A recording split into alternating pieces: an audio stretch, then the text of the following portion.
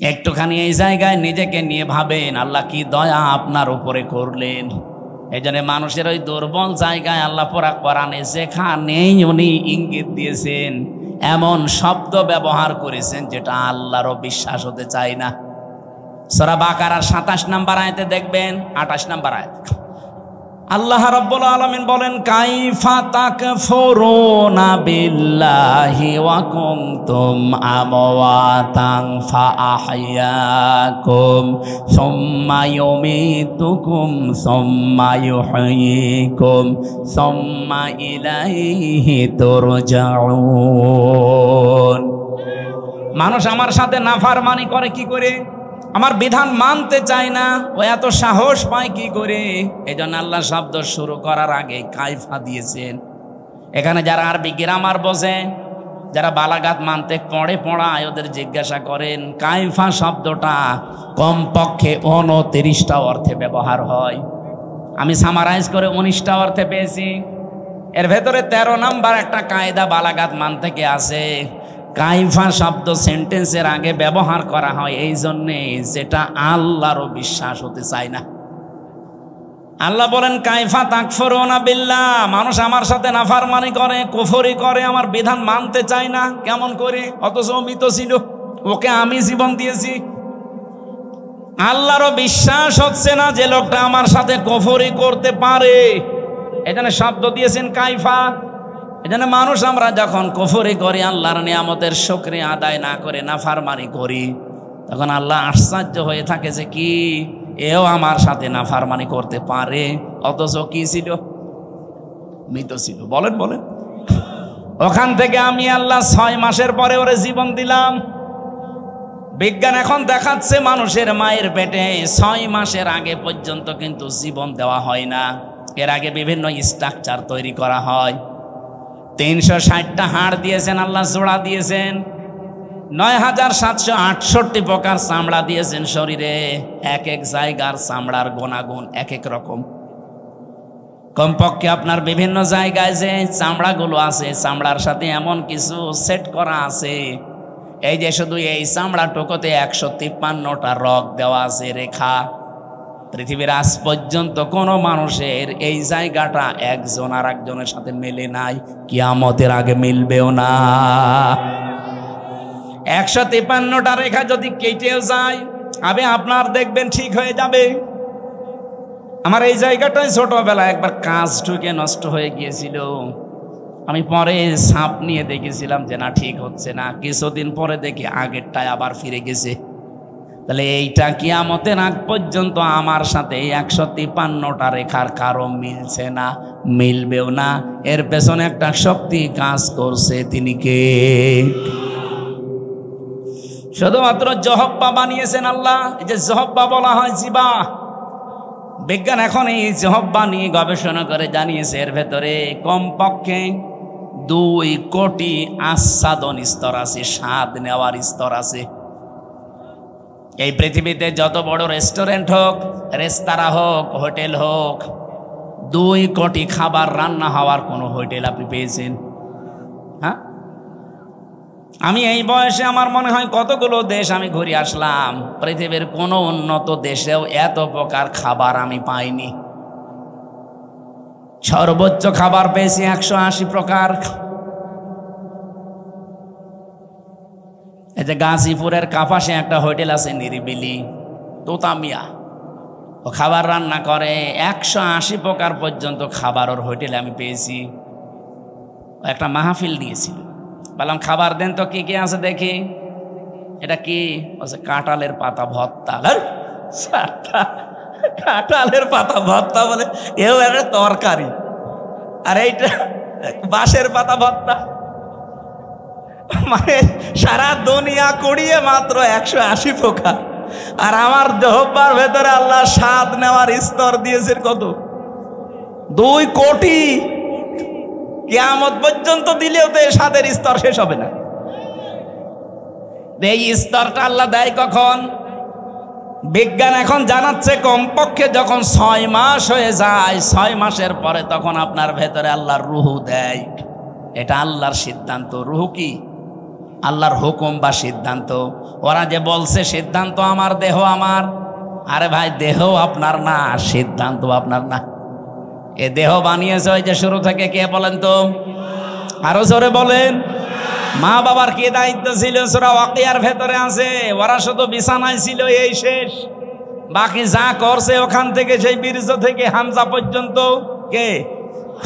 6 মাস পরে যখন ক্ষুধার উদ্রেক দেখা দেয়, আল্লাহ পাক তখন নিজে খাবার সরবরাহ করার জন্য, তার যে রাজ্জাক নামটা আছে, ওই রাজ্জাক নামের কারণে দুনিয়ার কোনো খাবার দিলে তো আপনি হজম করতে পারবেন না, কারণ আপনার দাঁত নেই।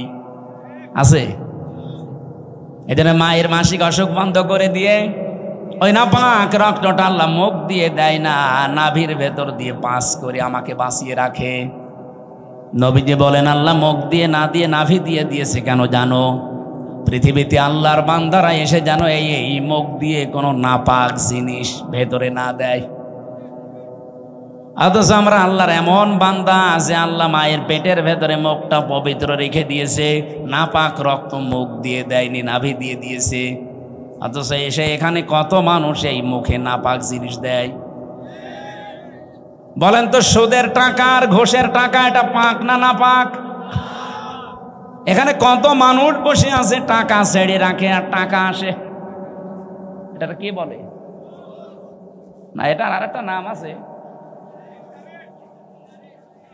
বলেন তো, যে 1000 টাকা যারা ছেড়ে দিয়েছেন, মাসে মাসে 100 টাকা 200 টাকা করে বেশি দেয়, এই কাজে যারা আছেন এই টাকাটা পান, এটা কি নাপাক? নাপাক। যারা এগুলো করছেন তাদের ছেড়ে দেওয়া লাগবে, নয়তো আপনি নবীর হাদিস অনুযায়ী মায়ের সাথে জিনা করছেন। কারা কারা এই কাজে আছেন হাত তোলেন তো। এই এলাকা তো ভালো মনে হচ্ছে, আলহামদুলিল্লাহ। তাহলে তো ওসি সাহেবের কাছে অনেক নালিশ যায় না মনে হয়, এলাকা অনেক ভালো, একটা লোকও নেই। যারা এই যে নাপাক জিনিসগুলোর ভেতরে অন্যতম আর একটা এলাকায় চলে কিনা আমি জানি না, বিড়ি আছে, এটা ছেড়ে দেবে, এটা বদ অভ্যাস। ওটা খেলে মুখ পর্যন্ত আমার মনে হয় গন্ধ হয়ে যায়। যারা খায় তারা তো টের পায় না, যারা পাশে দাঁড়ায় তারা টের পায়। আপনি একটু চিন্তা করেন না, আপনার এই নাভির ভেতর দিয়ে আল্লাহ পাস করে আপনাকে বাঁচিয়েছে, কেন মুখ দিয়ে ওটা দিতে পারতো না? আল্লাহ জানে যে আমার বান্দা এই নাপাক জিনিস আমি মুখ দিয়ে দিলে এ মুখটা নাপাক করে ফেলবে। আমি চাই এটা পবিত্র থাক দুনিয়ায়, যে আমি আল্লাহর পবিত্র নাম যেন উচ্চারণ করে। সবার আল্লাহ বলতে পারেন নাই? 6 মাসের পরে যখন রুহু এসে গেছে, খাবারের উদ্রেক দেখা দেয়। আল্লাহ পাক বলেন খাবার তো এভাবে চলতে থাকে, আস্তে আস্তে আমি আল্লাহ নিজে তখন আকৃতি বানাই। ওয়াল্লাযী ইউসাউবিরুকুম ফিল আরহামি কাইফা ইয়াশা ইলা আখিরি আয়াত, সূরা আলে ইমরান 3 নাম্বার পারা, এটা 9 নাম্বার পৃষ্ঠা 6 নাম্বার লাইনের 6 নাম্বার আয়াতের প্রথম অংশে আছে।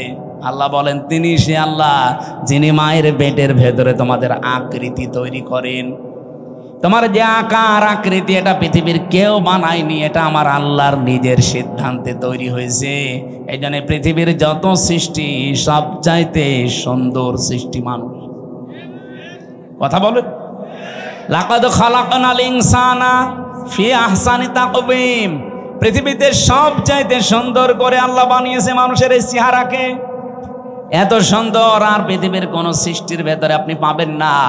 কিন্তু এই সুন্দর চেহারার মানুষগুলো যখন নিচে নামতে থাকে, সুম্মা রাদাদনাহু আসফালা সাফিলিন, এরা এত নিচে নামে যে পশু পাখি পর্যন্ত এত নিচে নামে না। এই বাংলাদেশে নিচে নামে নাই। আসিয়ার মতো 7 বছরের মেয়েকেও যারা ধর্ষণ করতে ছাড়ে না, ওরা কি মানুষ না জানোয়ার? জানোয়ার বললেও ভুল হবে, কারণ জানোয়ারও অত নিচে নামে না।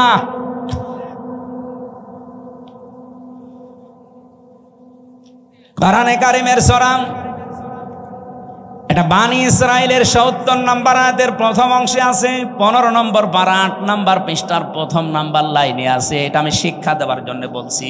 ওয়ালাকাদ কাররামনা বানি আদম, আল্লাহ পাক বলেন বনি আদম সন্তানকে আমি আল্লাহ সম্মানিত করেছি। কে? আরো জোরে।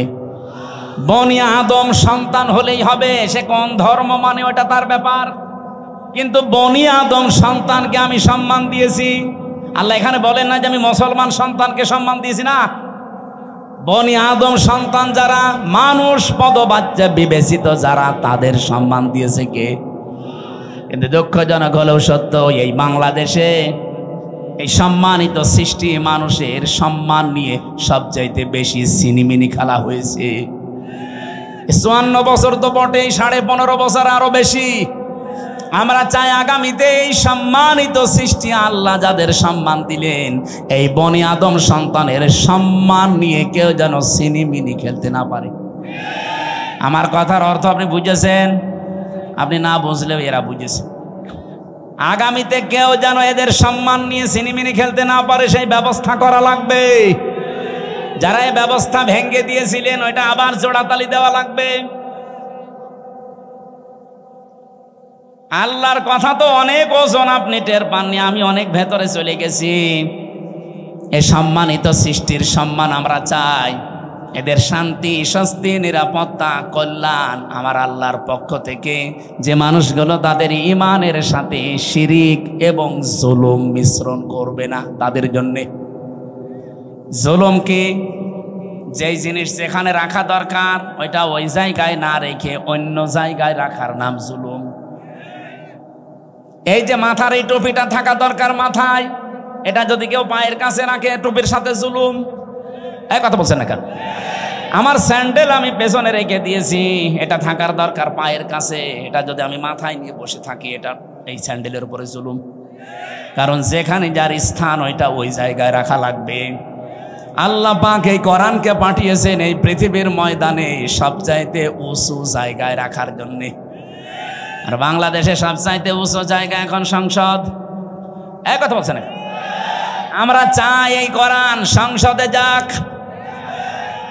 অধ্যাপক মুজিবুর রহমানের মতো মাত্র 300 এমপির 151 জন যদি সামনে এই নির্বাচনে কোরআন বুকে নিয়ে যেতে পারে, এটা উপরে উঠে যাবে।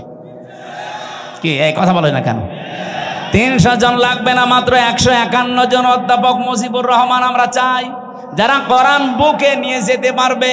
আর সংসদের প্রথম অধিবেশনে তারা বিল আনবে। মাননীয় স্পিকার, আমরা নামাজের আর যাকাতের বিল চাই।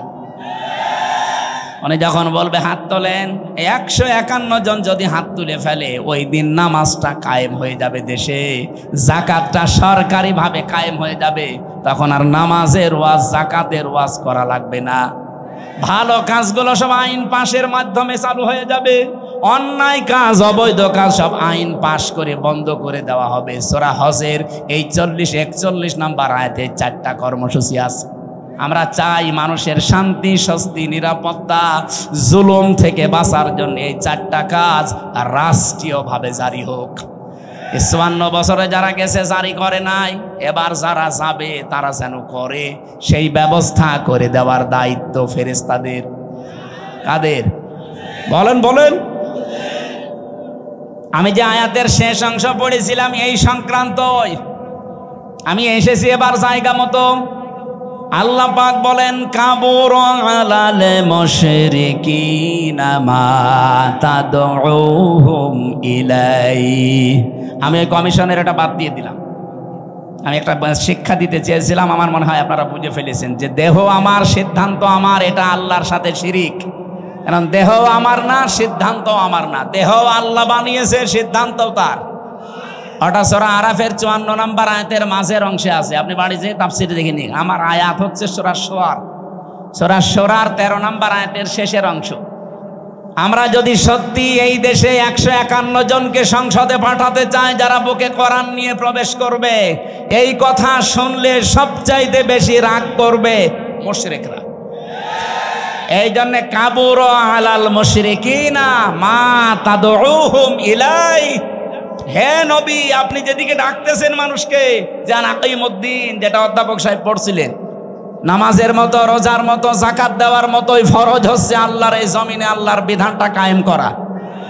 এই পৃথিবীতে যত নবী আল্লাহ পাঠিয়েছেন শুধু 2 জন নবী বাদ দিয়ে প্রত্যেক নবীর উপরে তাদের আসল মিশন আর ভিশন ছিল এইটা, আনাকিমুদ্দিন ওয়ালা তাতাফাররাকু ফি, দিন কায়েম করো, কোনো ফতোয়াবাজি করবা না। এই বাংলাদেশে এরকম একটা পরিবেশ তৈরি হচ্ছে, দল মত জাতি বর্ণ ধর্ম নির্বিশেষে সবাই গোবিন্দ পরামানিকের মতো মানুষ বলছে এই দেশে ইসলাম কায়েম হলে আমরা সব চাইতে নিরাপদে থাকতে পারবো। আর আপনি কি বলছেন কি? সে একটা হিন্দু মানুষ যদি কথা বলতে পারে। সেদিন গাইবান্ধায় হিন্দু এক পুরোহিত, আপনারা দেখেছেন, আমিরে জামাতের আগে বক্তব্য দেওয়ার সময় বলেছে এই দেশে যদি ইসলাম যায় ক্ষমতায় এদেশের অন্যান্য ধর্মের মানুষরা সবচাইতে বেশি নিরাপত্তায় থাকতে পারবে। তারা অলরেডি এখন বুঝে ফেলছে।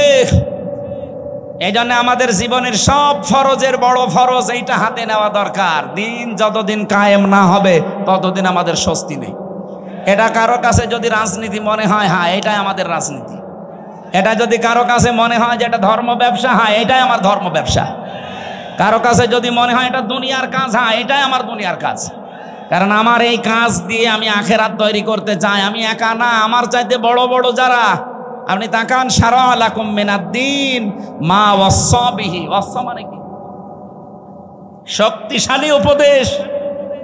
আল্লাহ বলেন শারাআ লাকুম মিনাদ-দ্বীন, আমি নির্ধারিত করে দিয়েছি, নির্দিষ্ট করে দিয়েছি, নির্ধারণ করে দিয়েছি তোমাদের জন্য আমার দিনকে, মা ওয়াসসা বিহি।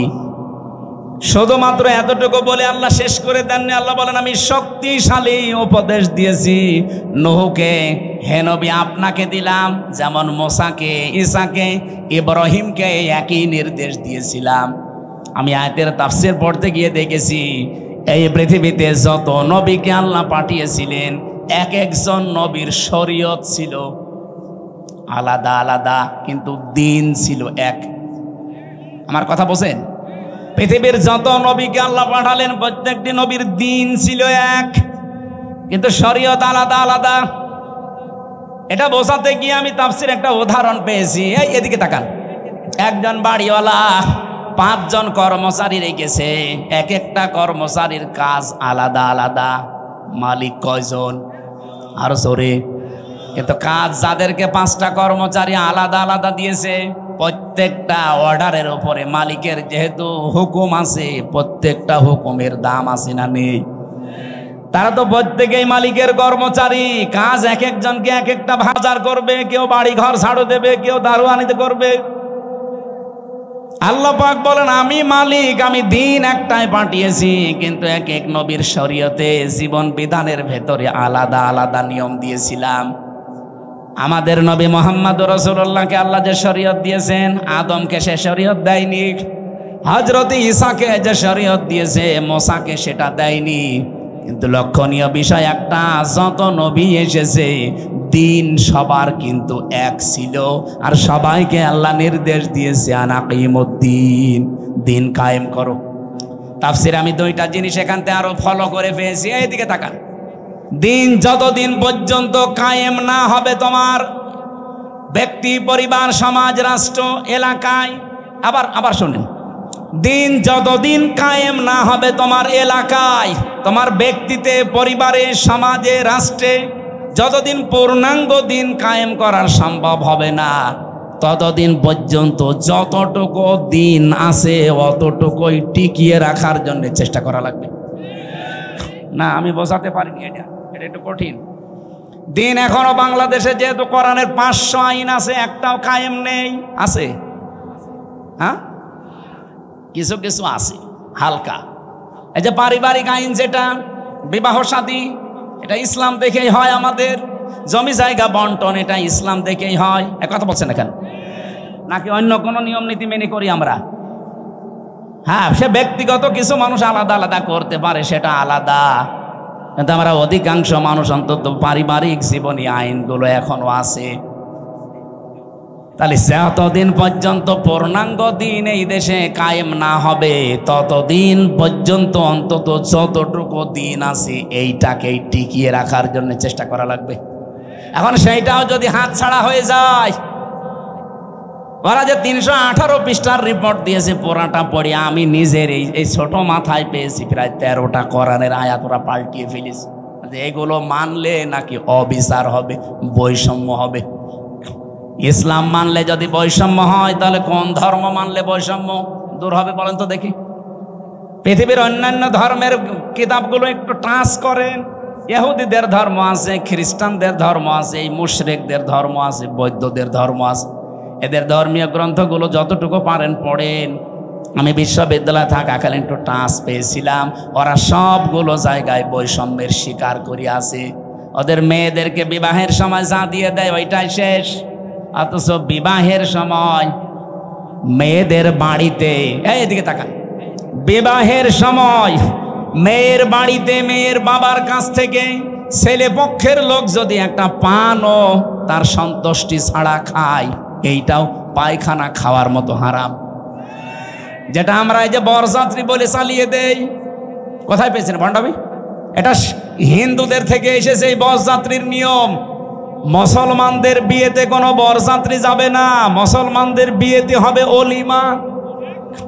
আর অলিমা কি ছেলের বাড়ি হয় না মেয়ের বাড়ি? হ্যাঁ, ছেলের বাড়ি।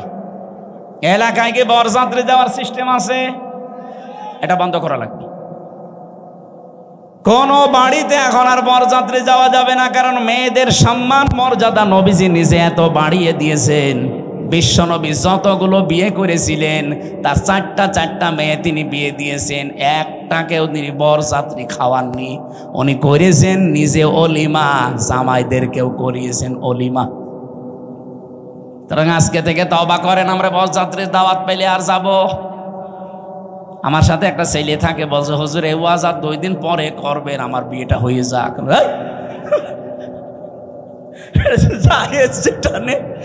জায়েজ নেই তো জায়েজ নেই, ওইটা আমি জায়েজ করবো মানে? আজকে থেকে হারাম। এতদিন নাই না জেনে খেয়েছি, এখন আমরা আর খাবো? বরযাত্রী যাবেন? অলিমা করেন, আমি জাজি আছি, দরকার হয় 5 দিন ধরে খাওয়ান, অসুবিধা নেই। সম্মানিত মা বোনেরা, আপনাদের এই জায়গায় নারী কমিশন হাত দিয়েছে। কত সম্মান আল্লাহ কোরআনে কারিমে নবীজির হাদিসে সূক্ষ্মভাবে আল্লাহ দিয়েছেন। যদি আপনার নিজের সম্মান আপনি বুঝতেন, নিজের এই মর্যাদা ফিরে পাওয়ার জন্য আন্দোলন করতেন। আর ওরা কি কমিশন বানিয়েছে, নারীদের আরো ঠকিয়েছে। ওরা বলে যৌনকর্মী যারা, তাদেরকে শ্রমিকের মর্যাদা দেওয়া লাগবে। ওরা শ্রমিক হয় কি করে? তাহলে কালকে তো ঢাকায় তো এসে পুলিশকে বলবে যে ভাই স্যার আমরাও শ্রমিক, আমাদেরও কম কষ্ট নেই ডাকাতি করতে।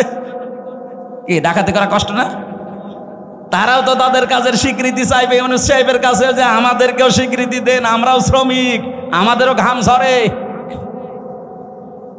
এটা না করে যদি ওনারা, এই যে 1 লক্ষ যৌনকর্মী আছে সারা বাংলাদেশ মিলে, সরকারি জরিপ, এই 1 লক্ষ মানুষকে, ওই মানুষগুলো সরকারিভাবে যারা টাকা বিভিন্ন জায়গায় ব্যাংকে পড়ে থাকে, ছাতা পড়ে যায়, কেউ জানে না, ওই টাকাগুলো নিয়ে নিন। জাকাতের মাধ্যমে হোক, এককালীন দানের মাধ্যমে, জোর করেই নেন, দরকার টাকা পড়ে থাকবে কেন? কাইলা ইয়াকুনা দৌলাতাম বাইনাল আগনিয়াই মিনকুম, আল্লাহ বলেন আমি চাই না এক জায়গায় অর্থ সম্পদ টাকা পয়সা জমা হয়ে থাক, এটা ছড়িয়ে যাক, এটা কাজে লাগুক। সুতরাং এই টাকাগুলো আমার মনে হয় রাষ্ট্রীয়ভাবে সব আদায় করে 1 লক্ষ মেয়েদের পুনর্বাসন করা দরকার। কে কথা বলেন না কেন? হয় ওদের 2টা করে গরু কিনে দেন, 5টা ছাগল কিনে দেন, অথবা সেলাই মেশিন কিনে দেন, এমব্রয়ডারি করার জায়গা করে দেন। ওরা নিজেরা হালাল কর্মজীবন তৈরি করে সংসার করে দুনিয়ায় সম্মানের সাথে বেশি থাক। খুব বেশি না, মাত্র 1 লাখ আছে সারা বাংলাদেশ মিলে। গোপনে গোপনে যেগুলো আছে ওগুলো বাদ দিলাম। এই কাজ আপনারা কোন নিয়মে লিখলেন? এটা কোরআনের বিরুদ্ধে আছে, এমনকি মানব অধিকারেরও বিরুদ্ধে। যারা এই যে রাজবাড়ী গোয়ালন্দ ঘাটে যারা কাজ করছে, যশোরে কাজ করছে, নারায়ণগঞ্জে কাজ করছে, এই মানুষগুলো যারা যায় এখানে, এরা কি মানে নিয়ম নীতি মেনে যায়? আপনারা ওসব বুঝবেন না, আপনাদের বলার দরকার নেই। এই কাজগুলো যারা করছেন, কিছুদিন পরে দেখবেন এদের HIV এইডস হবে। তাই আপনি তো একটা জাতিকে ধ্বংস করার রাস্তায় নামিয়ে দিচ্ছেন। আমি আরো নিচে নামতে পারতাম, নামলাম না। বাস্তবতা এইটাই, মেয়েদের যে সম্মান ওরা আসলে বোঝে না। ওরা নিজেরা তো আমার মনে হয় মেয়ে না, ওদের 10 জনের চেহারা দেখলাম টিভির পর্দায়, একটাকে আমার মেয়ে মনে হয় না। মেয়েদের তো একটা কাটিং কুটিং থাকে, ও কোন কাটিং এর মেয়ে লোক? এখানে যারা পুরুষ মানুষ আছে আমার মনে হয় আমি আওয়াজ দিলাম যে পুরুষ যারা পুরুষ প্যান্ডেলে আসেন, মহিলা যারা মহিলা প্যান্ডেলে যান, আর যারা যে বিড়ি খেয়ে বেড়াচ্ছে ওরা কি? ওরা পুরুষও না মহিলাও না, ওরা কি? হিজড়া। আমার মনে হয় ওই 10 জন যে কমিশনে আছে এগুলো একটা মেয়ে লোকও না পুরুষও না, ওই হাফ। এই জন্য উল্টা পাল্টা রিপোর্ট দিয়েছে। এদের রিপোর্ট মানা তো দূরের কথা, এ কমিশনই বাংলার মানুষ মানে না। এই কথা বলেন না কেন? ওদের কমিশন যদি মেনে এই বিবেক বহির্ভূত কাজ করা হয়, এমন দাবানল জ্বলবে না। ওরা তো 112টা মেশিন দিয়েও পারছে না, আপনি সারা দুনিয়া এনেও পারবেন না। আমি ইঙ্গিত দিলাম, আশা করি আপনি বুঝেছেন। এরকম কোনো বিবেক বহির্ভূত কাজ এই দেশে আমরা কেউ করব না, সাপোর্টও করব না। তাহলে ভুল সিদ্ধান্ত আল্লাহ নিজে চাপিয়ে দেবে, তখন কন্ট্রোলের বাইরে চলে যাবে। আল্লাহ আমাদের হেফাজত করুন। তা আমরা বলছিলাম দিন যতটুকু আছে এতটুকু টিকিয়ে রাখা লাগবে, এইটাও একটা আনাকিমুদ্দিন, পূর্ণাঙ্গ যতদিন কায়েম না হয়। যেহেতু এই দেশে এখনো অলিমার সিস্টেম নেই, না আছে আছে কিছু কিছু জায়গায়। স্যার আপনি কি অলিমা করেছেন? এনে একজন করেছে, এ স্যারে অনেক করেনি, অনেক বর যাত্রী দান্দায় আছে।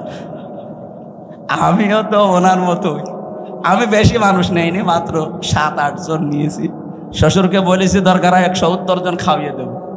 এই সময় তো বুঝতাম না। না, আমরা এখন যেহেতু বুঝে ফেলেছি এই সিস্টেম, এখন মেয়ের বাপের ওপরে জুলুম বন্ধ করা লাগবে। এখন থেকে আমার অলিমা শুরু হবে। বরযাত্রী খাওয়া কি জায়েজ নেই। এমন মেয়ের বাবা খাওয়াতে, কেমন মেয়ের বাবা এমন পাগল আছে যে আপনার মতো 500 পাগলকে খাওয়াবে? আমি বারবার এ কথা বলছি কেন, আমার মেয়ে 3টা, আমার বাঁচা লাগবে না।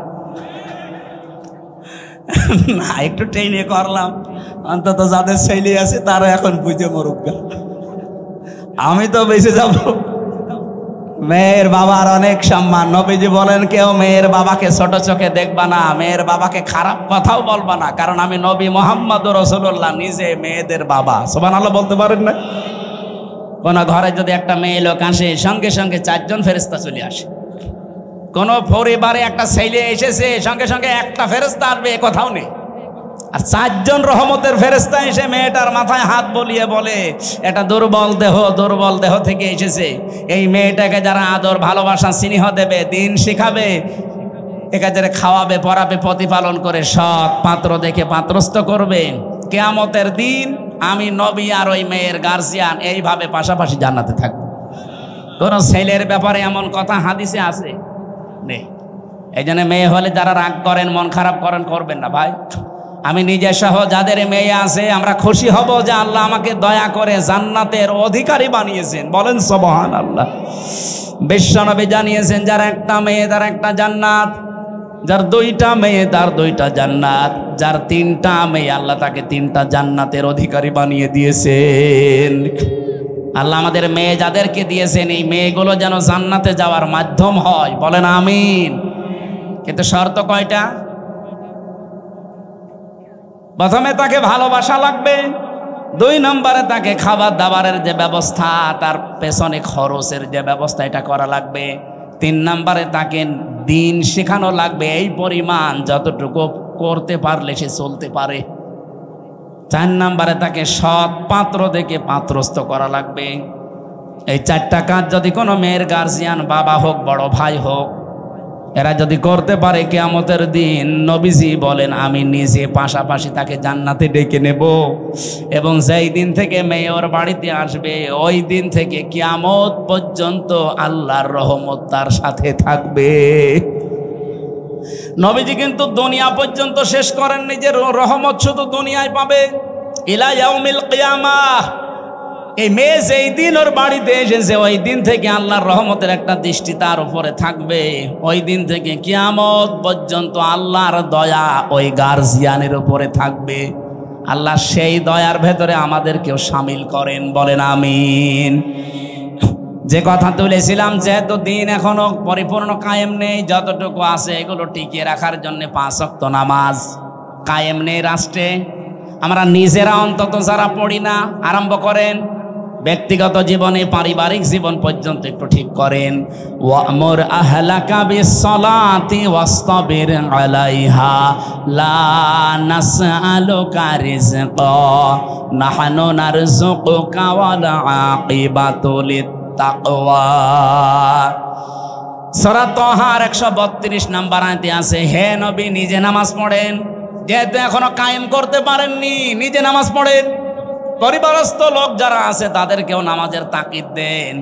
আমি আল্লাহ আপনার কাছে রিজিক চাই না, বরং আমি আল্লাহ আপনাকে রিজিক দেই। আর শুভ পরিণাম অপেক্ষা করছে আমার মুত্তাকি বান্দাদের জন্য। এজন্য দিন যেহেতু এখন আমরা কায়েম করতে পারি নাই পূর্ণাঙ্গ ভাবে, যতটুকু আছে এতটুকু টিকিয়ে রাখার চেষ্টা করা ফরজ। আর এই কথাগুলো বললে সব চাইতে মন খারাপ হবে, খারাপ লাগবে যারা শিরিক করে বেড়ায়, যাদের ইমানের ভেতরে শিরিক আছে, যারা মুশরিক তারা। আল্লাহ পাক বলেন, আল্লাহু ইয়াজতাবি ইলাইহি মাইয়াশা। আল্লাহর দিন আল্লাহর জমিনে কায়েম করার জন্য সবাইকে আল্লাহ নির্বাচিত করবে না। আল্লাহ সবাইকে পছন্দও করবে না, সবাইকে আল্লাহ বাছাইও করবে না। ইয়াজতাবি শব্দের শাব্দিক অর্থ হচ্ছে নির্বাচিত করা, বাছাই করা, নির্ধারণ করা, পছন্দ করা। আল্লাহ শুধু পছন্দ করবে তাকে, ওয়াহদি ইলাইহি মাইয়ুনিব, যেই লোকটা আল্লাহর দিকে মন থেকে ফিরে আসতে চায়। সুতরাং আজকে থেকে আপনি আল্লাহর বিধানের দিকে মন থেকে ফিরে আসার চেষ্টা করেন, আপনাকেও আল্লাহ দিন কায়েমের কর্মী বানিয়ে দেবে ইনশাআল্লাহ। আল্লাহ পাক বলেন, আল্লাযীনা আমানু ওয়া লাম ইয়ালবিসু ঈমানাহুম বিযুলমিন উলাইকা লাহুমুল আমন ইলা আখিরি আয়াত। সূরা আনআম 7 নম্বর পারা 17 নম্বর পৃষ্ঠার প্রথম নম্বর লাইনের 82 নম্বর আয়াতের প্রথম অংশে আছে। এটা তাফসিরে ফি জিলালিল কোরআন থেকে বলছি। আল্লামা সাইয়্যিদ কুতুব রহমাতুল্লাহ আলাইহি লিখেছেন, আল্লাযীনা আমানু, যারা ঈমান আনে, ওয়া লাম ইয়ালবিসু ঈমানাহুম বিযুলমিন, এবং তাদের ঈমানের সাথে যারা শিরিক এবং জুলুম মিশ্রণ করে না।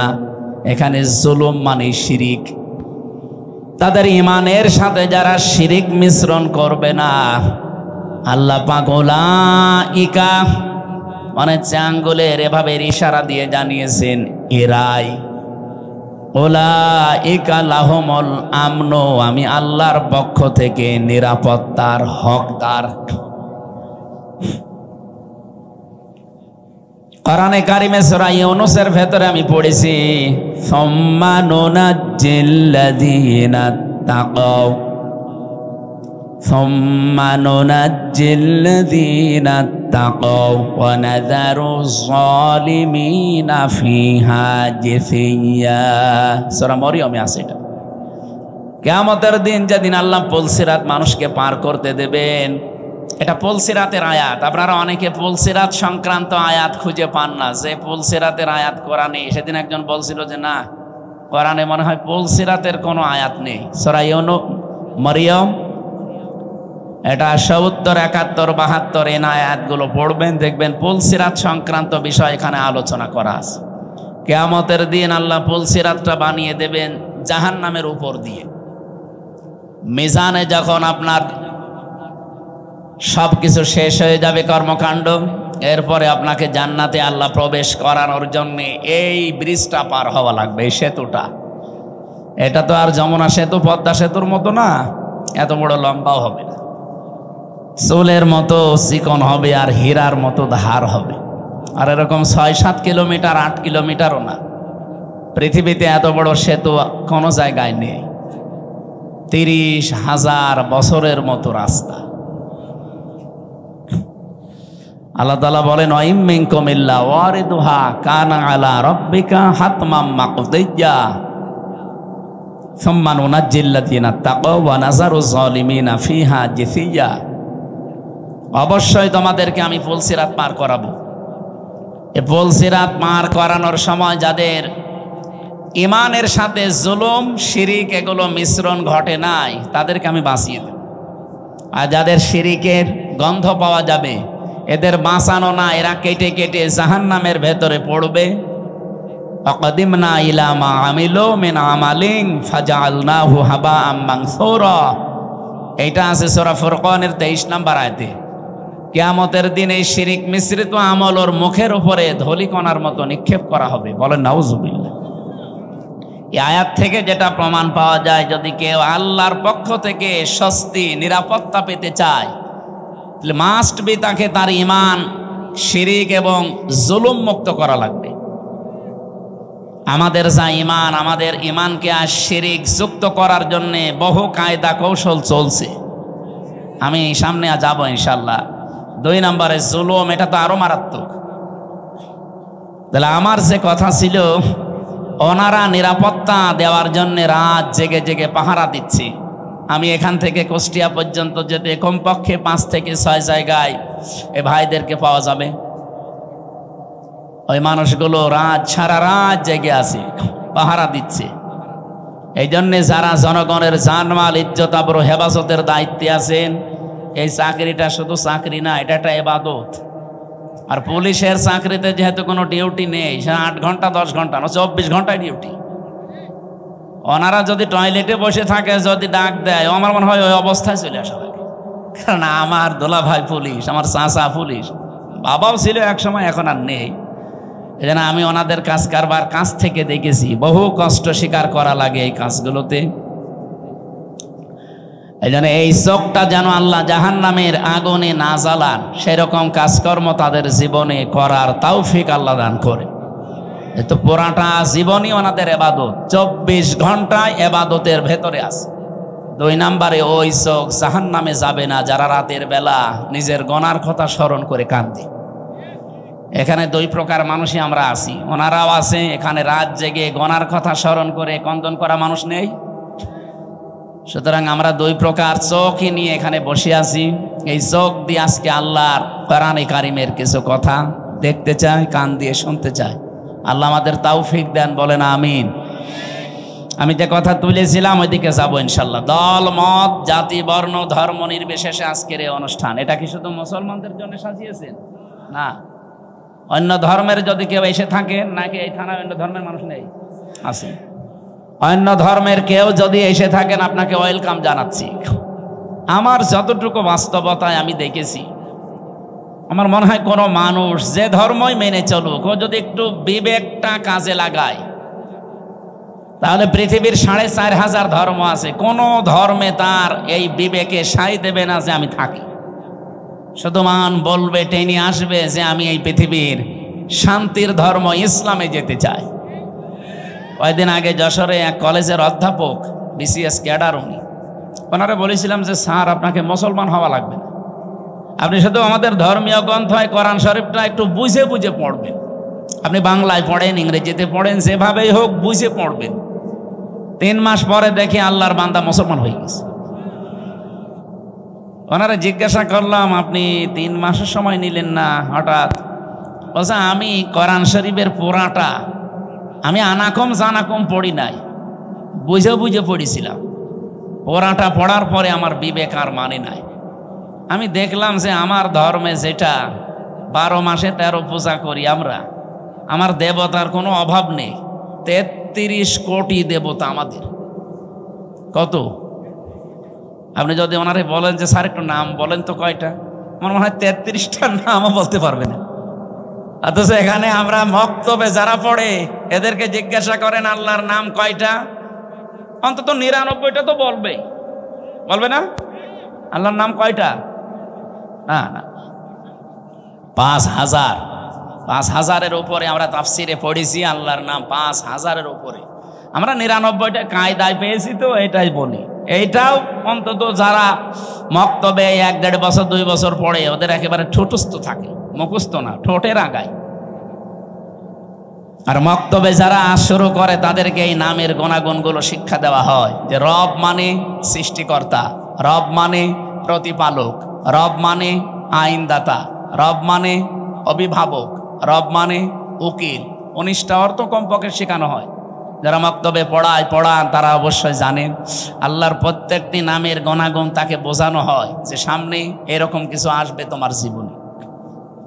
আল্লাহ রাব্বুল আলামিন কোরআনে কারিমে জানিয়েছেন সিবগাতাল্লাহ ওয়া মান আহসানু মিনাল্লাহি সিবগাতা ওয়া নাহনু লাহু আবিদুন। আমার রঙে রঙিন হও, আমার চাইতে উত্তম রং পৃথিবীতে আর কারো আছে? আল্লাহর রং কি? কালো, সাদা, কি? এই যে নামগুলো নিয়েছেন, এই নামগুলোর বৈশিষ্ট্য আমাদের ভেতরে আল্লাহ দেখতে চান। আমার আল্লাহর নাম হচ্ছে খালেক, তিনি সৃষ্টিকর্তা। তিনি কি? বলেন বলেন। তিনি শুধুমাত্র সৃষ্টি করেন এতটুকু না, সূরা মরিয়ম কি তহার ভেতরে আছে তিনি সৃষ্টি করার পরে ওই সৃষ্টি চলতে যা লাগে ওই পথটা তিনি শুধু দেখাতে পারেন, অন্য কেউ পারে না। যেন এখান থেকে একটা বিষয় আমরা আপনাকে এখানে রেকর্ড হচ্ছে, তো সারা দুনিয়া যাচ্ছে, এখন এটা অলরেডি লাইভ চলছে। সারা পৃথিবীর যারাই দেখেন আল্লাহকে, যারা রব সৃষ্টিকর্তা এই শব্দে বিশ্বাস করে, তাদের জীবনে এই শিরিকটা যেন না আসে যে সৃষ্টিকর্তা অন্য কেউ হতে পারে। আমরা দুঃখজনক হলেও সত্য যেহেতু বলা লাগছে, আমাদের যিনি পালিয়ে গেল উনি একবার বলেছিলেন যে এই ফসলে বরকত হওয়ার পর বলেছিলেন মা দুর্গা গজে চড়ে এসেছে, এই জন্য ফসলে বরকত হয়েছে। ফসলে বরকত সৃষ্টি করে কি আল্লাহ না দুর্গা? অন্য হিন্দু যদি বলতো আমি জীবনে কিছু বলতামই না, সে একটা হাজি মানুষ। এরপর একজন মুসলমান বলেন তো ওনার মুখে এই কথা মানায়? আল্লাহর যেই গুণ, আপনি সেই গুণটা কার ভেতরে দিয়ে দিচ্ছেন, একটু টের পাচ্ছেন না যে কি বলছেন আপনি? এই জন্য শিরিক যারা করে ওই এলাকাকে আল্লাহ রাব্বুল আলামিন নিরাপত্তার বেষ্টনীর বাইরে ফেলে দেন। এই জন্য আমরা চাই আমাদের ব্যক্তি, পরিবার, সমাজ, রাষ্ট্র, আমাদের এই দেশটা নিরাপত্তা দিয়ে রাখুক চীন, ভারত, আমেরিকা, কে? আমরা আল্লাহর নিরাপত্তা চাই। যেন আল্লাহর পক্ষ থেকে যদি সত্যি আপনি নিরাপত্তার বেষ্টনীতে থাকতে চান, ঈমান যতটুকু আছে এটার ভেতরে যেন শিরিক মিশ্রণ না হয়। শিরিক কি? আল্লাহ যেটা পারে ওইটা অন্য কেউ পারে, এই বিশ্বাস করার নাম শিরিক। কি কথা বোঝেন? পৃথিবীতে আল্লাহ যেটা অন্তত পারে ওইটা অন্য কেউ পারে না। যদি কেউ বিশ্বাস করে না আমার এই ভগবানও পারে, এমনকি আমার এই পীর সাহেবও পারে, আপনি কিন্তু শিরিক করে ফেলেছেন। আর শিরিক করলে আপনি মুশরিক। কি বলেন বলেন? আর মুশরিক হলে তার জন্য আল্লাহর বানানো জান্নাত হারাম, আর বানানো জাহান্নাম ওয়াজিব। আমরা তো জাতিকে বাঁচাতে চাই অন্তত জাহান্নাম থেকে, আর জাহান্নাম যদি নাও পায় আল্লাহ যেন জান্নাতের একটু বারান্দায়ও জায়গা দেয়। কি কথা বলেন না কেন?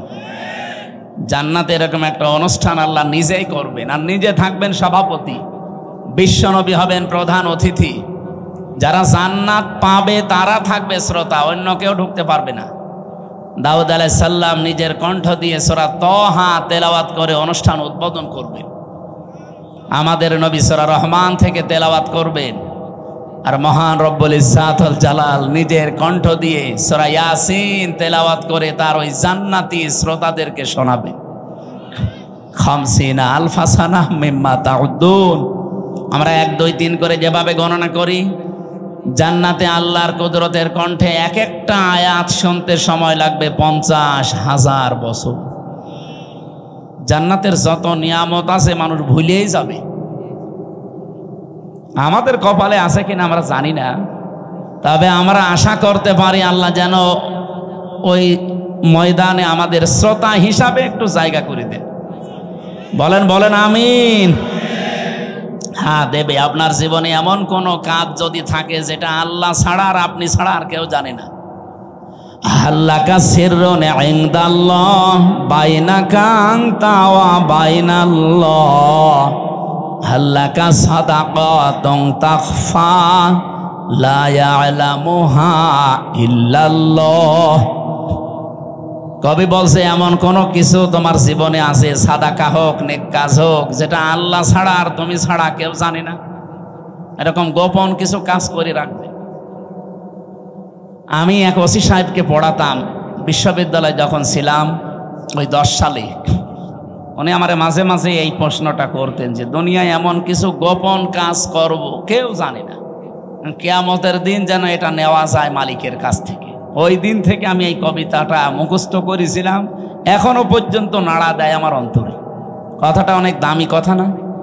আপনি গোপনে এমন কিছু করে রাখবেন যেন অন্য কেউ জানে না। ওই যে পাহাড়ের যে 3 যুবকের ঘটনা আমরা শুনি, তাদেরকে আল্লাহ মুক্ত করেছিলেন তাদের গোপন এই নেক কাজের কারণে। তারা 3 জনেই গোপনে আল্লাহকে খুশি করার জন্য এমন এমন নেক কাজ করেছিলেন যেটা আর কেউ জানতো না। আল্লাহ রাব্বুল আলামিন ওই 3টা নেক কাজের ওসিলা দিয়ে তারা এই গোপন কাজের যেই দোয়া করেছেন, এত বড় বিশাল বিপদ যেখানে মরণ ছাড়া উপায় ছিল না, ওই বিপদ আল্লাহ কাটিয়েছেন, কালো মেঘ দূর করে দিয়ে তাদেরকে আল্লাহ বাঁচিয়ে দিয়েছেন। এই জন্য এমন এমন কাজ জীবনে করে রাখবেন। এই যে যারা সেজদা দেন, রাতের বেলা উঠে একটু নিরিবিলি, পৃথিবীর সব ঘুমিয়ে গেছে, এমন একটা সেজদা লাগাবে, অন্তত এক সেজদায় যেন 1 ঘন্টা কেটে যায়। আমি জেলখানায় থাকতে 3টা বছর বহু সেজদা এমন পেয়েছি, মানুষকে নিচেও দিয়েছে, মজাও লাগে একটা আলাদা।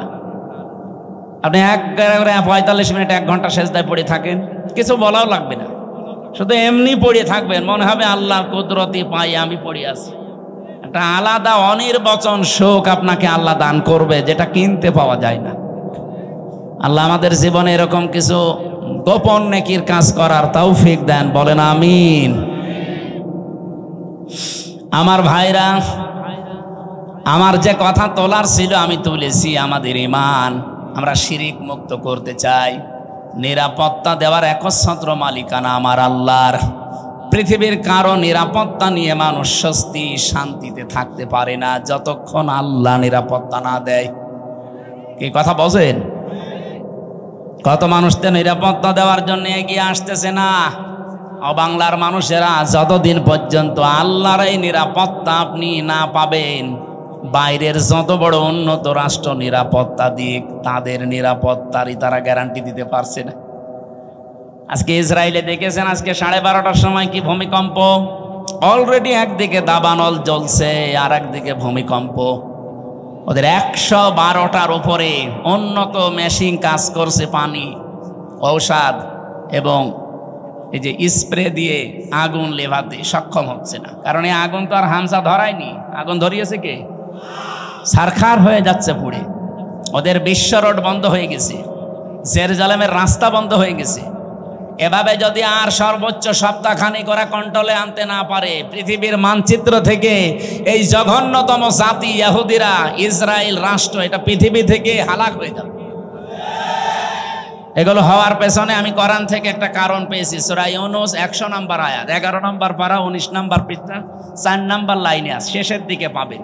ওয়ায়াজআলুর রিজসা আলাল্লাযিনা লা ইয়াকিলুন। কোন মানুষ যদি তার বিবেক অনুযায়ী কাজ না করে, আবার বোঝেন, কোন মানুষ যদি বিবেক অনুযায়ী কাজ না করে, তাহলে তার উপরে আল্লাহ নিজে ভুল সিদ্ধান্ত চাপিয়ে দেয়। ওয়ায়াজআলুর রিজসা আলাল্লাযিনা লা ইয়াকিলুন। বিবেক, বুদ্ধি, কমন সেন্স, এটা অনুযায়ী যদি কেউ দুনিয়াতে কাজ না করে, তার উপরে ভুল সিদ্ধান্ত চাপিয়ে দেয় কে? এই লোকটা বিবেক বহির্ভূত কাজ করেছিল। 1940 সালে ওদেরকে থাকতে দিয়েছিল, আমরা যেমন কি রোহিঙ্গাদের থাকতে দিয়েছি, মানবতার খাতিরে ওদেরকে থাকতে দিয়েছিল। এই পৃথিবীর নিকৃষ্ট জাতি এখন এই ইহুদিরা, খালি গায় খালি পায়, তামাম দুনিয়ার কেউ নেয়নি। অথচ এই মানুষগুলোকে থাকতে দিয়ে এখন তারা কাল হয়ে দাঁড়িয়েছে। কি কথা বলে না কেন? যারা থাকতে দিল তাদেরকে এখন দেশ থেকে তাড়িয়ে দিচ্ছে। এই সিদ্ধান্তটা তার ভুল ছিল। এই মানুষগুলো বিবেক বহির্ভূত কাজ করার কারণে আল্লাহ এমন কিছু চাপিয়ে দিয়েছে যেটা এখন কন্ট্রোলের বাইরে। এদিকে তাকান, কোন দিকে তাকিয়ে আছেন আপনি? দ্বিতীয় নম্বরে আমাদের পাশের প্রতিবেশী নামে কলঙ্ক। সবাই খারাপ না, এখানে কিছু উগ্রপন্থী এতদিন যারা আমাদেরকে সারা বিশ্বের মোড়লদের কাছে জঙ্গি হিসাবে দেখাতে চেয়েছে, এখন তামাম দুনিয়ার সবচাইতে নিকৃষ্ট এবং বড় জঙ্গি ইন্ডিয়া। বিশেষ করে উগ্রপন্থী যারা, তারা, মোদি যেহেতু উগ্রপন্থী, এই জন্য নামও এসেছে পৃথিবীতে নিকৃষ্ট মানুষের তালিকায় 2 নম্বরে। আপনি এখন ইন্টারনেট সার্চ দেন, 6 জন মানুষের নাম পাবেন, দুনিয়ার সবাই তাদের ঘৃণা করে। 1 নম্বরে নেতানিয়াহু, 2 নম্বরে মোদি, 3 নম্বরে আমাদের যেটা পালিয়েছে, ওইটার নাম আমি বলি না, ওইটার নাম বললে আমার কেমন লাগে। বলেন এই মানুষগুলো কি শুধু আমরা খারাপ বলছি? তামাম দুনিয়া যত সৃষ্টি আল্লাহ করেছেন সব সৃষ্টি ওদের ঘৃণা করে, দেখতেই পারে না। ওরা আজ দাঙ্গা অলরেডি লাগিয়ে দিয়েছে। আপনি কি মনে করছেন ওটা তার কাটার ওপারে থাকবে? বাতাস এই দেশে আসলো বলে। এজন্য গোবিন্দ পরামানিক অলরেডি কাল পরশুদিন জানিয়েছে, হে পৃথিবীর হিন্দুরা, এ মাতাল লোকটাকে থামান, কারণ ও যা করছে এটা বিবেক বহির্ভূত কাজ। আমি আমার জায়গায় থাকবো, আমার সম্পদ নিয়ে, আমার জীবন ইজ্জত আবরু নিয়ে আমি না, ও সব এখন দখল করার চেষ্টায় আছে। আমাদের বাপ দাদা মুসলমান যারা, তারা হাজার হাজার বিঘা জমি জায়গা ওয়াকফ করে দিয়েছিল মসজিদ, মাদ্রাসা, খানকা, গোরস্থান, ঈদগার জন্য, অথচ এখন অবৈধ একটা আইন পাশ করে সব দখল করে নিচ্ছে। আর এমন শয়তানের শয়তান খালি মাটির নিচে মন্দির পায়। পৃথিবীর মানুষ মাটির নিচে পায় তেল, গ্যাস, সোনা, রূপা, আর ও কি পায়? খালি মন্দির পায়। তাও যেখানে সেখানে না, শুধু মসজিদের নিচে মন্দির পায়। এখন যদি বাংলাদেশে আমরা আওয়াজ তুলি যে ঢাকার স্বামীবাগের ইসকন মন্দির, এটা 1000 বছর আগে মসজিদ ছিল, এটা ভেঙে ফেলা হবে, মানবেন? আর আমরা করবো না, কারণ আমাদের এই ধর্মে এরকম বাড়াবাড়ি, জোর জবরদস্তি, এ দাঙ্গা, এগুলো আছে। লা ইকরাহা ফিদ্দিন, ধর্মে কোনো বাড়াবাড়ি নেই, যার ধর্ম সে পালন করবে। এই দেশেই তো এই জন্য পৃথিবীতে আমাদের দেশটা আজ মানে উজ্জ্বল দৃষ্টান্ত হয়ে আছে। এই 54 বছরে আমরা আরো উপরে থাকতাম যদি প্রতিবেশী না থাকতো। এই শয়তানরা আমাদের উঠতেই দেয়নি, খালি মিথ্যা ছড়িয়েছে। মাইক্রোসফট রিপোর্ট দিয়েছে তামাম দুনিয়ার 257টা দেশ নিয়ে, যে পৃথিবীতে সবচাইতে বেশি মিথ্যা তথ্য পরিবেশন করে ইন্ডিয়া। ওরা আল্লাহর একটা একটা করে ঘর সব ভেঙে ফেললো। কতগুলো ঘর ভেঙেছে দেখেছে? আজকেও একটা ঘর ভেঙেছে। আমার মনে হয় আমার নিজের ঘর ভাঙলেও আমাদের মুসলমানের কাছে এত কষ্ট লাগতো না, আল্লাহর ঘর ভাঙলে আমাদের যত কষ্ট লাগছে। এই লোকটা বিবেক বহির্ভূত কাজ করছে। এই জন্য কোরআনের কথা ছিল, ওয়ায়াজালুর রিজসা আলাল্লাযিনা লা ইয়াকিলুন, যারা বিবেক বহির্ভূত কাজ করবে তার উপরে ভুল সিদ্ধান্ত চাপিয়ে দেবে কে? এই জন্য আপনারা ওকে থামান, নয়তো টুকরা টুকরা হতে কিন্তু দেরি হবে না। এই কথা বলে না কেন? এই 2টা দেশের কথা বলার পরে আমি একটা কথা বলতে চাই, যেহেতু সামনে এসেছে এই জন্য বলছি। বাংলাদেশে কালকের দিন পর একটা রায় আছে, 2টা বিষয়ের রায় একদিনে হতে পারে, নিবন্ধন এবং একটা মাজলুম মানুষ জনাব এটিএম আজহারুল ইসলাম। আমার মনে হয় যারাই দায়িত্বে আছেন বিবেক বহির্ভূত কোনো কাজ করবেন না। যদি বিবেকের বাইরে যে কোনো কাজ করেন, রাগে হোক আর কারো ইশারায় হোক, ভুল সিদ্ধান্ত কিন্তু আল্লাহ চাপিয়ে দেবে, তখন আর সামাল দিতে পারবেন না।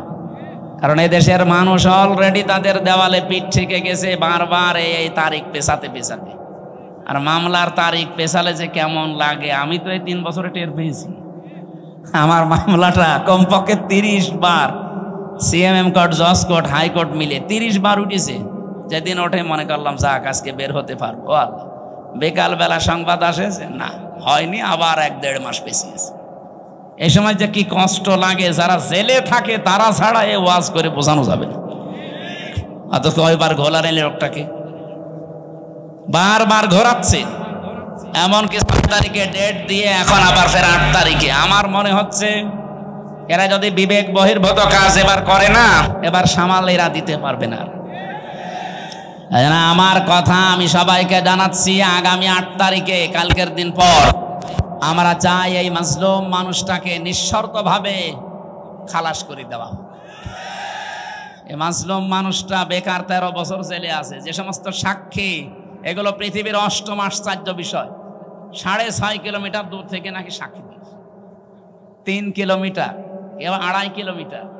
ওর চোখে কি শকুনের চোখ লাগানো ছিল, তাও তো সম্ভব না। এই জন্যে বাঙালিকে আর হাইকোর্ট দেখাবেন না, বিবেক বহির্ভূত কোনো কাজ যেন এ দেশে আর না হয়। আমি 318 পৃষ্ঠা পড়লাম এই 3 দিনে, এই যে নারী কমিশন যেটা জমা দিয়েছে, এর ভেতরে প্রায় কোরআনের 13টা আয়াতের ওরা ভুল ধরিস। আরে 13টা আয়াত কেন, 13টা অক্ষরও তো বাদ দেওয়া কোরআন থেকে সম্ভব না। এই কথা বলেন না কেন?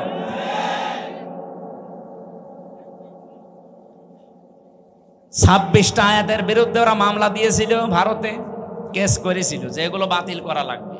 আর এরা অলরেডি 13টা আয়াতে হাত দিয়েছে। এদের পেছনে কোনো রাঘব বোয়াল আছে, অথবা এরা মানসিক বিকারগ্রস্ত, মেয়াদ উত্তীর্ণ গাঁজা খেয়ে ফেলিস। মেয়াদওয়ালা গাঁজা খেলেও তো মানুষ, আমি তো দেখি লালনের মাজারে পুলিশে পাহারা দেয়, মেয়াদওয়ালা গাঁজা খাইতে, এই জন্য ওরা চুপচাপ থাকে। আর এরা এ মেয়াদ উত্তীর্ণ গাঁজা খেয়েছে, এই জন্য এমন এমন কথা দিয়েছে। এ মানে পড়ার পরে আমার আশ্চর্য লাগছে, এরা কি বাইরে থাকার মতো সুস্থ মানুষ? এদের তো পাবনায় পাঠানো দরকার। ওরা লিখেছে যে স্বামী স্ত্রীর যে মিলন, এই মিলনে যদি স্ত্রী রাজি না থাকে, স্বামী যদি সহবাস করে জোর করে, তাহলে তার বিরুদ্ধে ধর্ষণের মামলা দেওয়া হবে। ধর্ষণের মামলা যদি দেয়, রায় হবে কি? ফাঁসি।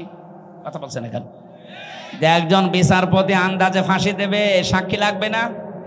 আর স্বামী স্ত্রীর বিষয়টা তারা দুইজন ছাড়া কেউ জানে। এখন ওখানে তো আমার মনে হয় ইউটিউবারদের দিয়ে রাখা লাগবে যে দেখ কি এরা কি খেয়ে কথা বলে, আমি বুঝি না। অথচ এটা কোরআন শরীফের একেবারে একেবারে মানে টাটকা বিরোধী কথা। সূরা নূরে কি নেশার ভেতরে আছে স্বামী স্ত্রীর যে ব্যবহারের নিয়ম নীতি, যেসব পুরা তারা পাল্টাতে চায়। 2 নম্বরে তারা লিখেছে যে দেহ আমার, সিদ্ধান্ত আমার।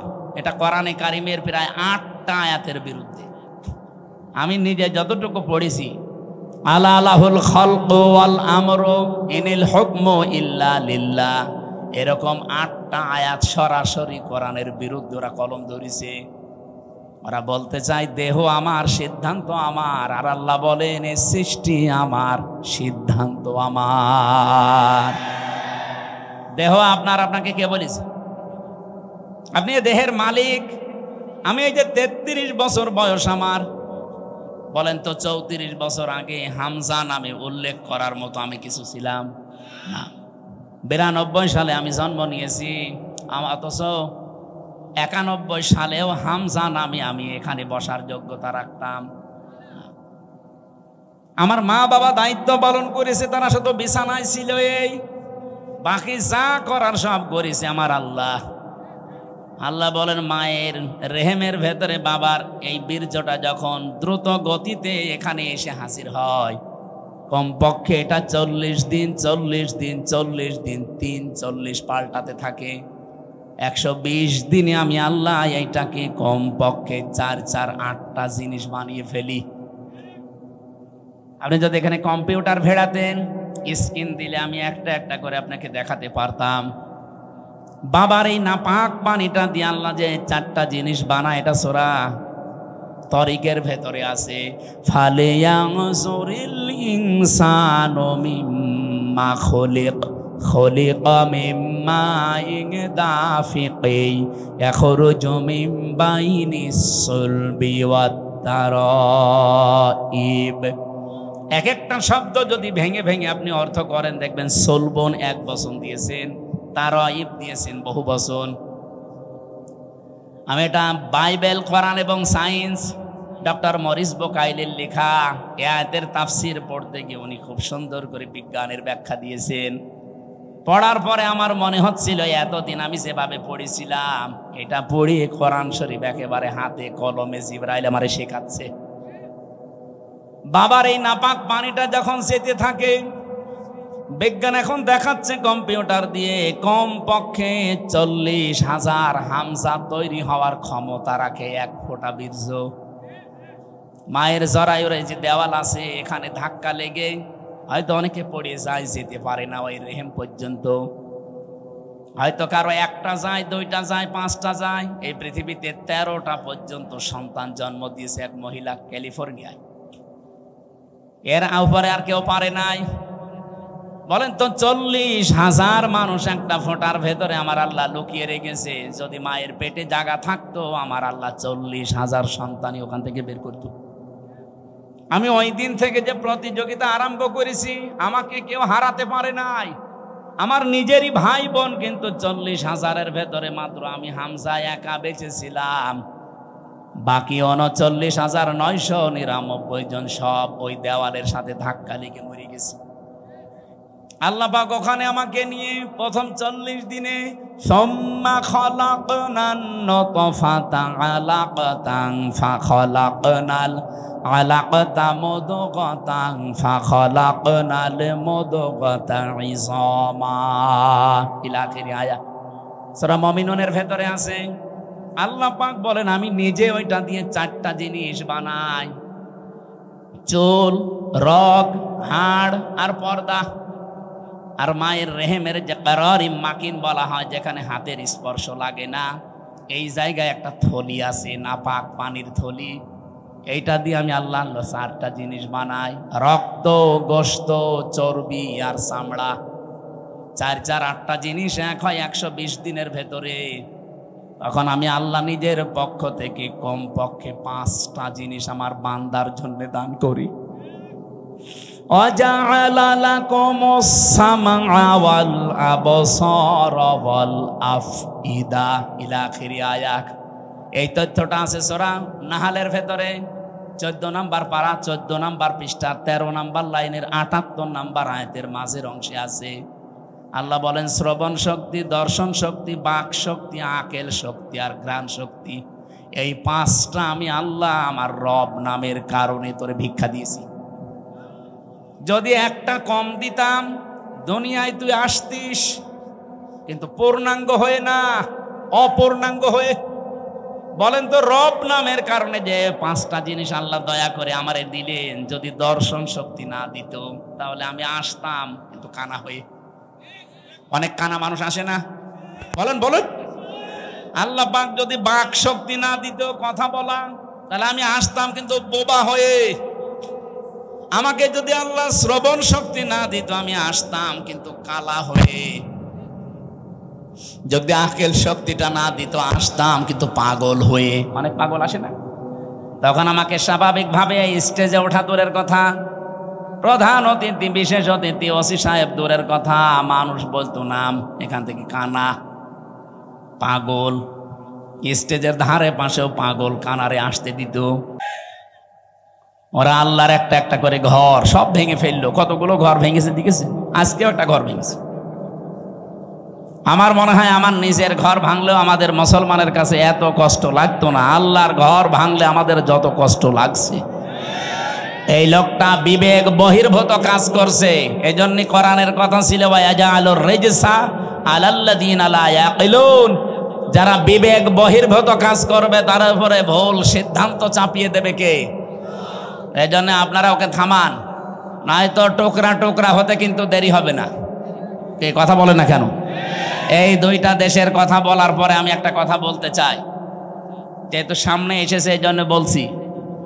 বাংলাদেশে কালকের দিন পর একটা রায় আছে। 2টা বিষয়ের রায় একদিনে হতে পারে, নিবন্ধন এবং একটা মাজলুম মানুষ জনাব এটিএম আজহারুল ইসলাম। আমার মনে হয় যারাই দায়িত্বে আছেন বিবেক বহির্ভূত কোনো কাজ করবেন না। যদি বিবেকের বাইরে যে কোনো কাজ করেন, রাগে হোক আর কারো ইশারায় হোক, ভুল সিদ্ধান্ত কিন্তু আল্লাহ চাপিয়ে দেবে। তখন আর সামাল দিতে পারবেন না। কারণ এই দেশের মানুষ অলরেডি তাদের দেওয়ালে পিঠ থেকে গেছে বারবার এই তারিখ পেছাতে পেছাতে। আর মামলার তারিখ পেছালে যে কেমন লাগে আমি তো এই 3 বছরে টের পেয়েছি। আমার মামলাটা কমপক্ষে 30 বার সিএমএম কোর্ট, জজ কোর্ট, হাইকোর্ট মিলে 30 বার উঠেছে।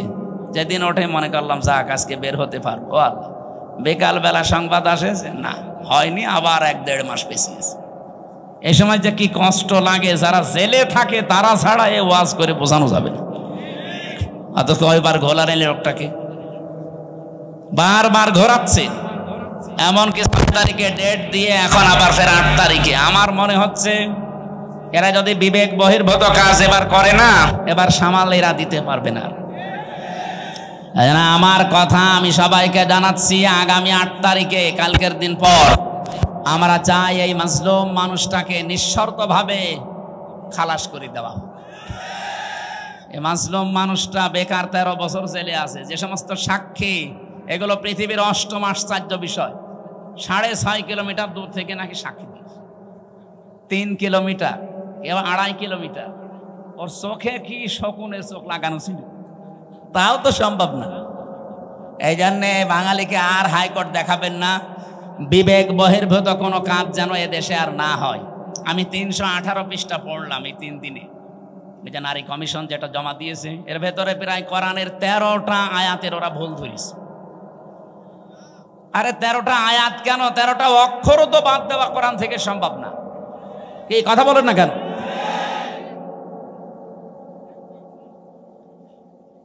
26টা আয়াতের বিরুদ্ধে ওরা মামলা দিয়েছিল, ভারতে কেস করেছিল যে এগুলো বাতিল করা লাগবে। আর এরা অলরেডি 13টা আয়াতে হাত দিয়েছে। এদের পেছনে কোনো রাঘব বোয়াল আছে, অথবা এরা মানসিক বিকারগ্রস্ত, মেয়াদ উত্তীর্ণ গাঁজা খেয়ে ফেলিস। মেয়াদালা গাঁজা খেলেও তো মানুষ, আমি তো দেখি লালনের মাজারে পুলিশে পাহারা দেয়, মেয়াদালা গাঁজা খাইতে, এই জন্য ওরা চুপচাপ থাকে। আর এরা এ মেয়াদ উত্তীর্ণ গাঁজা খেয়েছে, এই জন্য এমন এমন কথা দিয়েছে। এ মানে পড়ার পরে আমার আশ্চর্য লাগছে, এরা কি বাইরে থাকার মতো সুস্থ মানুষ? এদের তো পাবনায় পাঠানো দরকার। ওরা লিখেছে যে স্বামী স্ত্রীর যে মিলন, এই মিলনে যদি স্ত্রী রাজি না থাকে, স্বামী যদি সহবাস করে জোর করে, তাহলে তার বিরুদ্ধে ধর্ষণের মামলা দেওয়া হবে। ধর্ষণের মামলা যদি দেয়, রায় হবে কি? ফাঁসি। কথা বলছেন এখানে যে একজন বিচারপতি আন্দাজে ফাঁসি দেবে, সাক্ষী লাগবে না। আর স্বামী স্ত্রীর বিষয়টা তারা 2 জন ছাড়া কেউ জানে। এখন ওখানে তো আমার মনে হয় ইউটিউবারদের দিয়ে রাখা লাগবে যে দেখ কি এরা কি খেয়ে কথা বলে, আমি বুঝি না। অথচ এটা কোরআন শরীফের একেবারে মানে টাটকা বিরোধী কথা। সূরা নূরে কি নেশার ভেতরে আছে স্বামী স্ত্রীর যে ব্যবহারের নিয়ম নীতি, যেসব পুরা তারা পাল্টাতে চায়। 2 নম্বরে তারা লিখেছে যে দেহ আমার, সিদ্ধান্ত আমার। এটা কোরআনে কারিমের প্রায় 8টা আয়াতের বিরুদ্ধে। আমি নিজে যতটুকু পড়েছি, আলা লাহুল খালকু ওয়াল আমরু ইনিল হুকমু ইল্লা লিল্লাহ, এরকম 8টা আয়াত সরাসরি কোরআনের বিরুদ্ধে ওরা কলম ধরেছে। ওরা বলতে চায় দেহ আমার, সিদ্ধান্ত আমার। আর আল্লাহ বলেন এ সৃষ্টি আমার, সিদ্ধান্ত আমার। দেহ আপনার, আপনাকে কে বলেছে? আপনি দেহের মালিক। আমি এই যে 33 বছর বয়স আমার, বলেন তো 34 বছর আগে হামজা নামে উল্লেখ করার মতো আমি কিছু ছিলাম না। 92 সালে আমি জন্ম নিয়েছি, অথচ 91 সালেও হামজা নামে আমি এখানে বসার যোগ্যতা রাখতাম। আমার মা বাবা দায়িত্ব পালন করেছে, তারা শুধু বিছানায় ছিল, এই বাকি যা করার সব করেছে আমার আল্লাহ। আল্লাহ বলেন মায়ের রেহেমের ভেতরে বাবার এই বীর্যটা যখন দ্রুত গতিতে এখানে এসে হাজির হয়, কমপক্ষে এটা 40 দিন 40 দিন 40 দিন 40 পাল্টাতে থাকে। 120 দিনে আমি আল্লাহ এইটাকে কমপক্ষে 8টা জিনিস বানিয়ে ফেলি। আপনি যদি এখানে কম্পিউটার ভেড়াতেন, স্ক্রিন দিলে আমি একটা একটা করে আপনাকে দেখাতে পারতাম। বাবার এই নাপাক পানিটা দিয়ে আল্লাহ যে 4টা জিনিস বানায়, এটা সূরা তরিকের ভেতরে আছে। ফালিয়ানজুরিল ইনসানু মিম্মা খুলিকা মিম্মা দাফিকি ইয়াখরুজু মিন বাইনিস সুলবি ওয়াত তারাইব। এক একটা শব্দ যদি ভেঙে ভেঙে আপনি অর্থ করেন, দেখবেন সলবন 1 বচন দিয়েছেন, তারাইব দিয়েছেন বহু বচন। আমি এটা বাইবেল, কোরআন এবং সায়েন্স, ডক্টর মরিস বোকাইলের লেখা আয়াতের তাফসির পড়তে গিয়ে উনি খুব সুন্দর করে বিজ্ঞানের ব্যাখ্যা দিয়েছেন। পড়ার পরে আমার মনে হচ্ছিল এতদিন আমি যেভাবে পড়েছিলাম এটা পড়ি কোরআন শরীফ একেবারে হাতে কলমে জিবরাইল আমারে শেখাচ্ছে। বাবার এই নাপাক পানিটা যখন যেতে থাকে, বিজ্ঞান এখন দেখাচ্ছে কম্পিউটার দিয়ে কম পক্ষে 40,000 হামজা তৈরি হওয়ার ক্ষমতা রাখে এক ফোঁটা বীর্য। মায়ের জরায়ুর যে দেওয়াল আছে এখানে ধাক্কা লেগে হয়তো অনেকে পড়ে যায়, যেতে পারে না ওই রেহেম পর্যন্ত। হয়তো কারো একটা যায়, 2টা যায়, 5টা যায়। এই পৃথিবীতে 13টা পর্যন্ত সন্তান জন্ম দিয়েছে এক মহিলা ক্যালিফোর্নিয়ায়। এর উপরে আর কেউ পারে নাই। বলেন তো 40,000 মানুষ একটা ফোঁটার ভেতরে আমার আল্লাহ লুকিয়ে রেখেছে। যদি মায়ের পেটে জায়গা থাকতো আমার আল্লাহ 40,000 সন্তানই ওখান থেকে বের করত। আমি ওই দিন থেকে যে প্রতিযোগিতা আরম্ভ করেছি, আমাকে কেউ হারাতে পারে নাই। আমার নিজেরই ভাই বোন, কিন্তু 40,000-এর ভেতরে মাত্র আমি হামজা একা বেঁচেছিলাম। বাকি 39,999 জন সব ওই দেওয়ালের সাথে ধাক্কা লেগে মরে গেছে। আল্লাহ পাক ওখানে আমাকে নিয়ে প্রথম 40 দিনে সুম্মা খালাকনান নুতফাতান আলাকাতান ফাখালাকনাল আলাকাতা মুদগাতান ফাখালাকনাল মুদগাতা ইযামা ইলা আখিরি আয়াত সূরা মুমিনুনের ভেতরে আছে। আল্লাহ পাক বলেন আমি নিজে ওইটা দিয়ে 4টা জিনিস বানাই, চুল, রগ, হাড় আর পর্দা। আর মায়ের রেহেমের যে কারারিম মাকিন বলা হয়, যেখানে হাতের স্পর্শ লাগে না, এই জায়গায় একটা থলি আছে, নাপাক পানির থলি। এইটা দিয়ে আমি আল্লাহ 4টা জিনিস বানাই, রক্ত, গোশত, চর্বি আর চামড়া। 4 8টা জিনিস এক হয় 120 দিনের ভেতরে। তখন আমি আল্লাহ নিজের পক্ষ থেকে কম পক্ষে 5টা জিনিস আমার বান্দার জন্য দান করি। وَجَعَلَ لَكُمُ السَّمْعَ وَالْأَبْصَارَ وَالْأَفْئِدَةَ ইলা আখিরি আয়াত। এই তথ্যটা আছে সূরা নাহালের ভেতরে 14 নম্বর পারা, 14 নম্বর পৃষ্ঠা, 13 নম্বর লাইনের 78 নম্বর আয়াতের মাঝের অংশে আছে। আল্লাহ বলেন শ্রবণ শক্তি, দর্শন শক্তি, বাক শক্তি, আকেল শক্তি আর ঘ্রাণ শক্তি, এই 5টা আমি আল্লাহ আমার রব নামের কারণে তোরে ভিক্ষা দিয়েছি। যদি একটা কম দিতাম দুনিয়ায় তুই আসতিস, কিন্তু পূর্ণাঙ্গ হয়ে না, অপূর্ণাঙ্গ হয়ে। বলেন তো রব নামের কারণে যে 5টা জিনিস আল্লাহ দয়া করে আমারে দিলেন, যদি দর্শন শক্তি না দিত তাহলে আমি আসতাম কিন্তু কানা হয়ে। অনেক কানা মানুষ আসে না, বলেন বলেন। আল্লাহ পাক যদি বাক শক্তি না দিত কথা বলা, তাহলে আমি আসতাম কিন্তু বোবা হয়ে। আমাকে যদি আল্লাহ শ্রবণ শক্তি না দিত আমি আসতাম কিন্তু কালা হয়ে।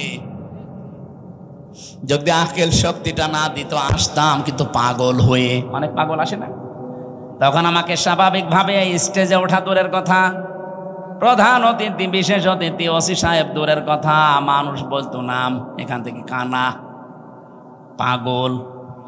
স্টেজের ধারে পাশেও পাগল কানারে আসতে দিত। আল্লাহ আমি সহ যারা এসেছি এই জমিনে দিন কায়েমের একজন কর্মী হিসাবে দায়িত্ব পালন করা, আল্লাহ যে কবুল করবেন, তাদের সাথে আমাদেরকেও যেন পছন্দ করেন। বলেন আমিন। আরো জোরে বলছি আমিন। মেয়েরা যারা এসেছেন, সম্মানিত মা বোনেরা, জেলে থাকা অবস্থায় আমি কয়েকটা বই লিখেছিলাম মেয়েদের ওপরে। তার ভেতরে একটা আছে এই যে এটা, দাম্পত্য জীবনের সমস্যা এবং তার সমাধান কি হবে। কারণ এই 3 বছরে আমি একটা জিনিস পেয়েছি, 100 জনের প্রায় 70 জন জেল খাটতেছে তার বর কারণে। হয় যৌতুকের মামলা অথবা এই যে নারী নির্যাতনের মামলা, যে কোনো। আমার মনে হয় সাতদের কাছে এরকম মামলায় বেশি যায়, হয় জমি জায়গা নাই মেয়ে লোক। এই বইটা নিজের বউকে পড়াবেন, মেয়েকে পড়াবেন, 120 পৃষ্ঠা আছে।